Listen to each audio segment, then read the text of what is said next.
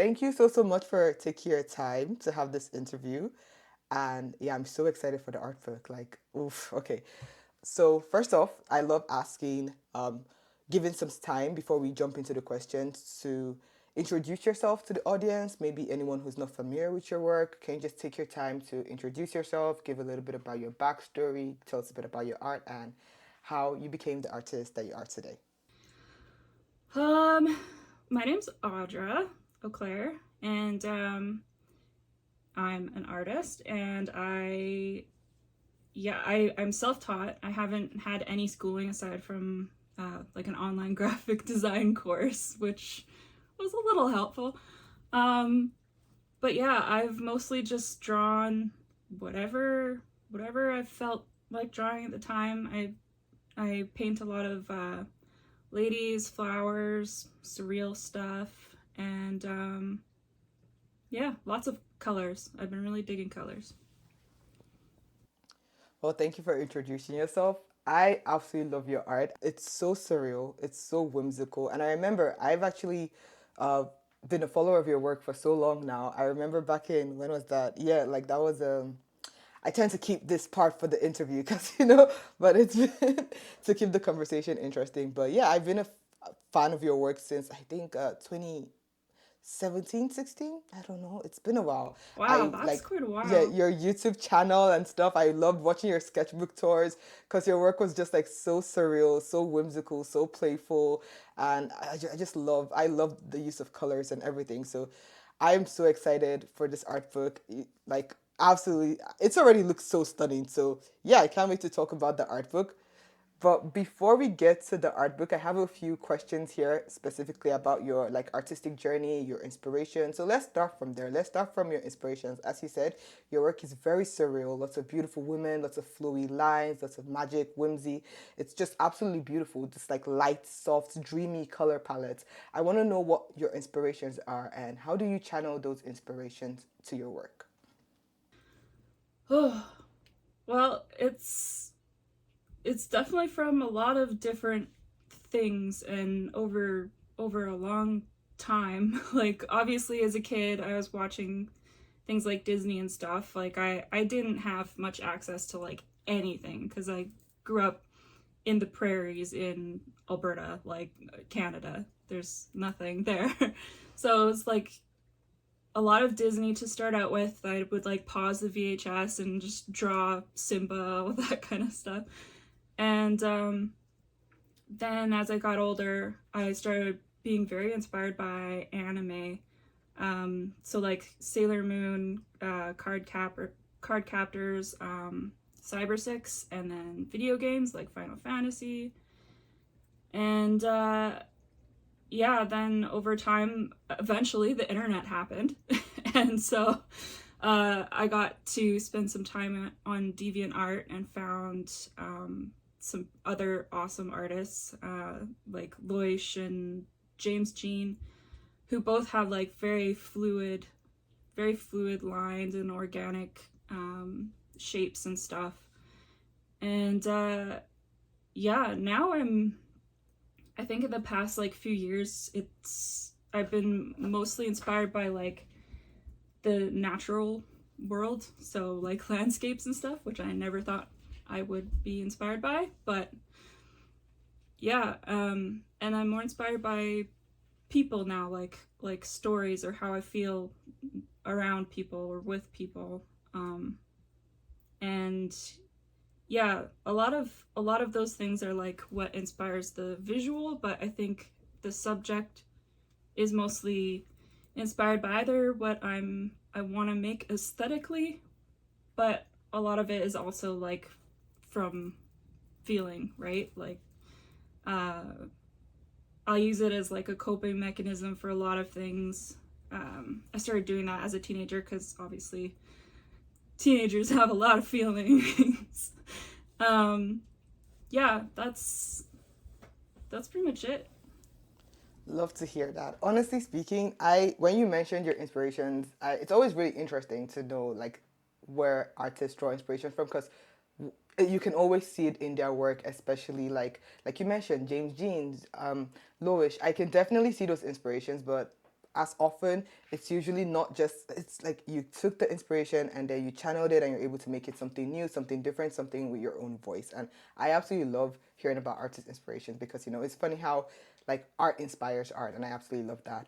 Another thing I love about your work is your range. Like that's something that has always like impressed me. Like your range in medium, subject matter, like you said, landscapes, your plain air that it's just really cool. And I just love how like artists can express themselves in different ways and how you've been able to like, take your, I guess, your style, your voice and interpret that in like these various mediums from digital art, traditional art, like painting and fine art. And I really enjoy artists who like express themselves and like, it's not a, I mean, it's cool for like having one medium and sticking to one medium, but I think it's always really nice and interesting to see artists be able to express themselves in other mediums as well or other subject matters. So I absolutely love that about your work. So thank you for sharing. Yeah, no, I'm definitely somebody that like I get bored really really easy, and I'm I feel that. very, yeah, and I'm super chaotic, so I just don't I can't seem to stick with one thing, which is probably good, but I'll always probably be changing. I feel bad when artists feel like they can't evolve and try other things, because then yeah, it's something you could add to what you've already got going on. So Yeah, it's a bit of a tangent for me, but I totally relate to that because I really I can get tired of working in one way and I just want to like switch it up. And for the longest time, like you said, I felt that if I'm doing something that isn't digital art, then is it even my art? Because I so heavily tied my identity to being like a digital artist that when I did anything other than digital art, it felt like that wasn't my art. Especially because, there's this thing where like, I don't know if you see this trend, it's like a, how's it called, where people like make art in different brushes, or it's like brush therapy where your art kind of looks different, you know when you change your medium. And I would feel that way because my digital art would look so different from my traditional art. Like the way I choose to make decisions traditionally, it is different from like digitally. And I would question if this is the same artist, like yeah, would this turn people away from like my work if I'm doing something so different? And but it's part of the process, right? It's all about expressing yourself. yeah, it's, as an artist, you should feel free to change if it feels like it's where your heart wants to go, right? Exactly. Exactly. I Yeah. agree. Speaking about your inspirations, let's talk about now the process of creating your work. Because I'm sure there's definitely going to be a process in the art book section where we're going to talk about the art book. But I just want to know a bit. Just give us a little, like a teaser, like your general process, your workflow. Like, how do you take those inspirations and how does your typical process of like ideation, creating a painting or an artwork or illustration look like for you? Um, a lot of times when I first start something, I'll have like a general idea, but honestly, I'd say like maybe 80% of the time, other stuff happens that I didn't plan on happening. Like, I think of uh, creativity almost like it's water, and if I could explain mine, it would probably be like a very unpredictable river, or like, on the side of cliffs when there's a cave and the water goes in and like sloshes around, it's going all over, and then sometimes it's like going out, and kind of like that. Like, I really struggle with making tutorials, and I really had to like try and focus in and not go all over the place, because that is my process. It is chaotic. Like, it is I jump from one corner to the other corner just based on how I feel and what I'm wanting to work on at the time. And with a big project like Starburst, obviously I'm using tools to kind of like check things off. So I mostly do analog for that kind of stuff, and I'll do that for like bigger paintings too, to try and remember ideas that I have sometimes. And I use X tiles a lot for trying to like focus in on a project and what I have to do and on what days. But it's changing all the time, and I used to try and fight that and have like a very specific process, because I always admired artists who like J.W. Cooper. She's got like I think maybe they have very um amazing lines and everything. Like I think they have such an amazing practice too, where they um will have like a very strict way of doing certain things. Or Wiley Beckert's another one. They'll like do pencil and then scan it and then print that and then paint on that and then scan it again and then do a bunch of stuff. And I'm just, I can't, I would be completely fighting everything I am if I tried to stick with a very specific process every time. So I just kind of let what's in my brain flow out in whatever way it wants to. And that seems to work best. Yeah, that's very interesting. Like the way, like at the end of the day, the goal usually is expressing a specific like emotion or story or whatever we want to convey. And it's just very interesting how like different artists tend to like work in very different ways, because you hear some advice of like, oh, you should have a process.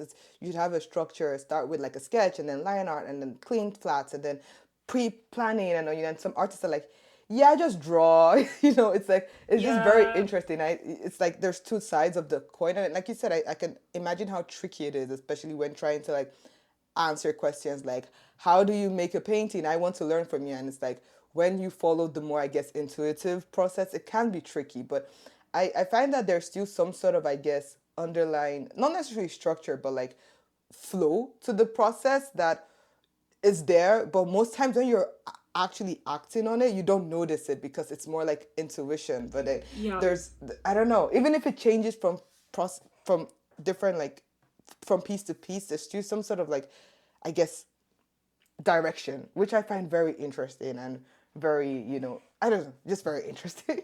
I want to know a bit about or can you tell us a bit about your journey as an independent artist? Because, like you mentioned, you're self taught and now you're like an artist full time, right? I would really, and I'm sure a lot of the audience would really love to hear more about that. Like, how did that go? How was your journey like that been? And how is that going for you? What are some of the like ups and downs? What did you notice? Like, how was that process like becoming a full time artist?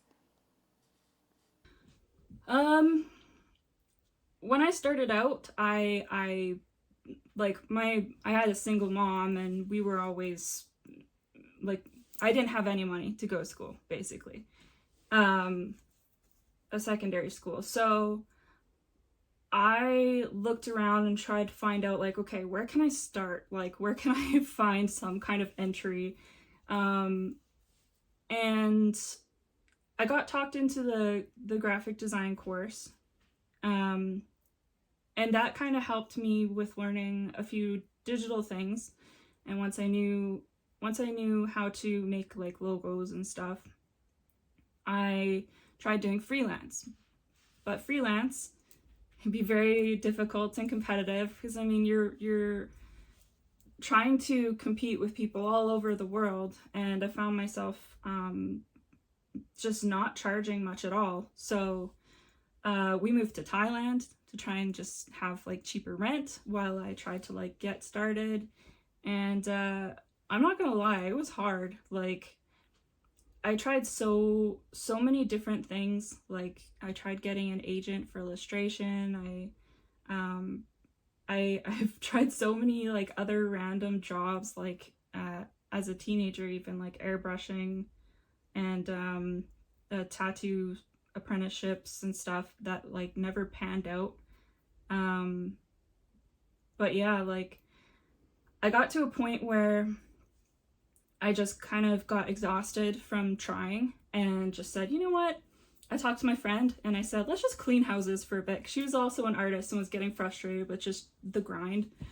And yeah, so we cleaned houses. And then we got one lady that was particularly just, I she was nice, but she was very like, look down her nose sort of thing.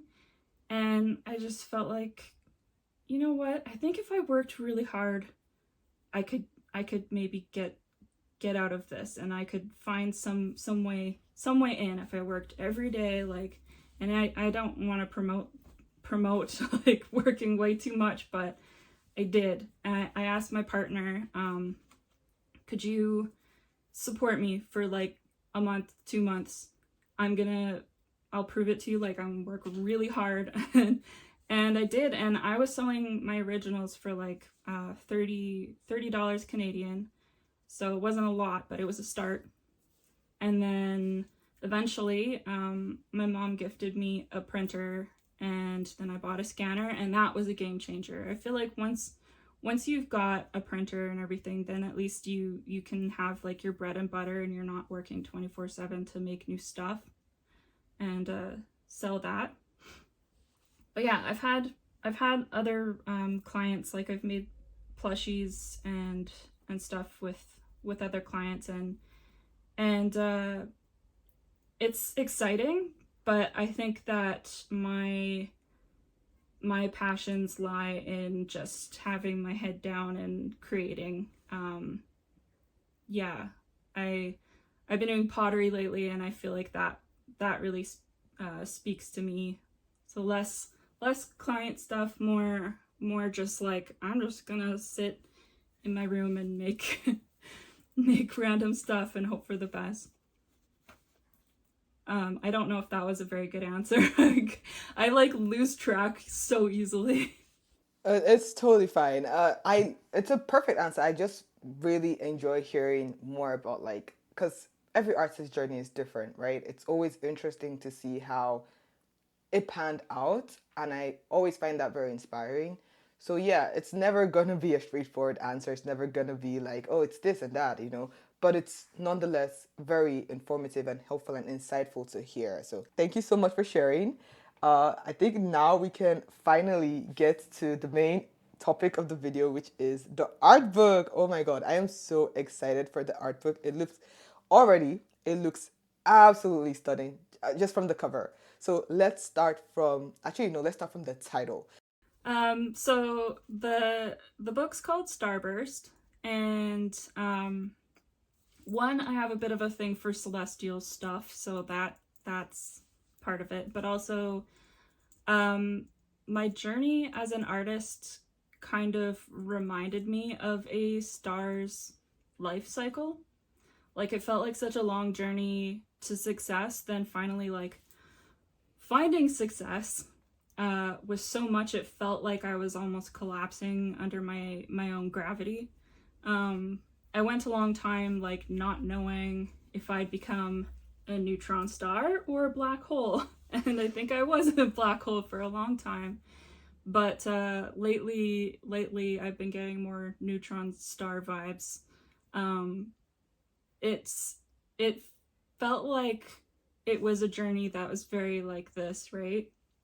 So I don't know, I felt like that would be a good expression of it. I absolutely love that. Like I said, it's a beautiful book, and now we can talk about the cover, because I think the title is the first part, and then obviously you can see that reflecting in the cover, the illustration you made for this cover of this stunning woman with the burst of colors, and so beautiful. But I'm just gonna let you tell us a bit about the cover and how you came up with the idea, the process, and just like the meaning behind the cover, how it relates to the title and all that. Okay. So for the colors, I wanted to kind of create something that was nostalgic and bright, but also kind of modern at the same time. So I chose a lot of colors that made me feel like, I don't know, like Y2K / 80s vibes. And as for like the subject, I love birds, so I wanted to put them in there somewhere. And I wanted to tie it into the celestial theme. But also, like, as far as art goes, I almost feel like I didn't have a choice in becoming an artist. Like, I feel like it just like was something that came from nowhere and like embedded into me, and then it was just like, we're doing this, and I kind of went along with it. Like, I feel like a vessel in a way. So I wanted the feeling of the character, like I wanted her to seem like there's almost a lack of control, like she's trying to control it but is just kind of letting it happen at the same time. And she's she's kind of trying to control it but is okay. And I feel like my perspective of art is complicated after my journey. So it felt better for me to make her seem almost like very blank, like her face blank and her skin, like I wanted it to be like a canvas, you know? So I want it to just be blankness, right? Like the art is coming out and she's just the canvas sort of thing.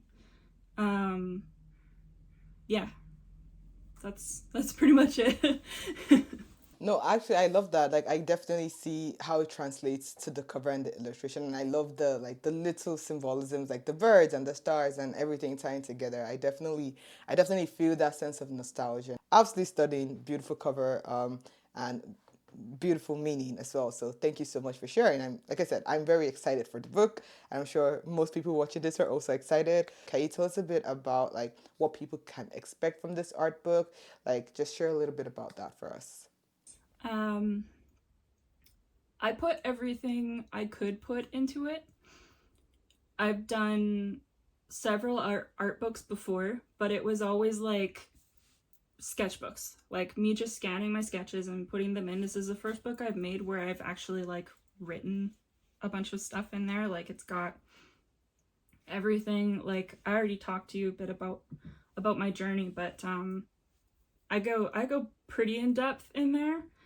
uh I have a hard time like holding back too, so I was like just hold back a little bit. But I mean, I can be pretty raw about stuff, so I get into detail about my journey, and I really wanted to um, take time to focus a lot on like the emotional, mental aspect of creating something and all the things that kind of go on in your head as you're creating, especially now with like social media being such like a vast like a gigantic window into seeing so much other stuff, right?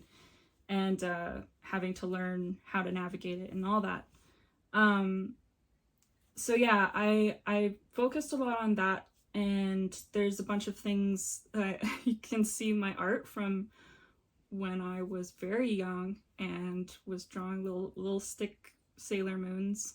And uh, there's 3 tutorials in there, and a gallery of like my actual finished artwork.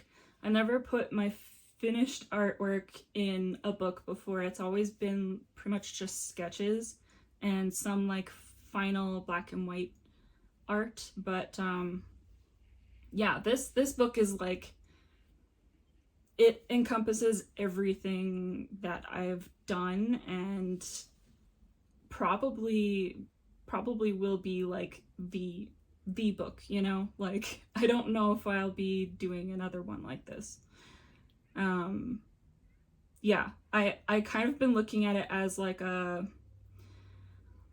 like almost like a monument of my career as an artist, because I don't know where I'm going from here. I'm really digging pottery, and I might get sick of pottery and do stained glass or carved wood. I don't know. So this is like my thing. I've spent a lot of time on it, and tried my best to make sure it was perfect. Love that. Yeah, it's kind of like your entire journey up until now just wrapped up with a bow in one big book. And that's what I love about like art books, specifically like art of books. So obviously this book is going to be a campaign on Kickstarter. Can you tell us a bit like what we can expect, like for those watching this while the campaign is ongoing or before it's over? Can you tell us what they can expect from the campaign? Um, so for the add-ons, I forgot to mention earlier, um I'm going to be selling a bunch of the books, but with like signed bits in there. Hand signed, so like they're gonna send me a page, and then I'm signing them. They're gonna put it into the books, and I made art for a sketchbook. I'm very excited about that. There's like a cute little like Y2K fairy girl drawing in her sketchbook on a flower, and it's gonna be soft cover because I wanted to make sure that the spine wouldn't bend in the mail or anything like that.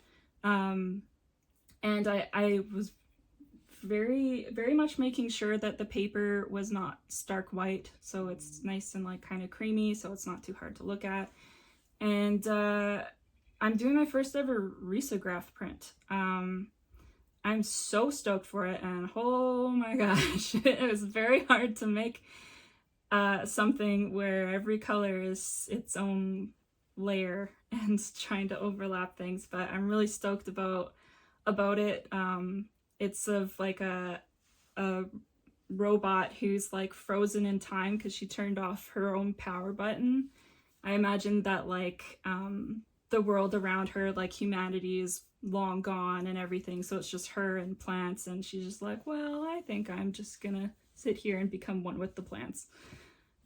But it was fun to make. I'm very excited to see it in its finished state with all the colors. I'm very excited as well, and I'm sure like anyone who's if maybe there's anyone who was like, should I back this project? That's a like should be a reason to back the project. Actually, that's one thing I love about like backing three total books. It's just like the extra goodies you get, the add-ons. I mean, you get the book and all this other fun stuff. You know, it's like a win-win.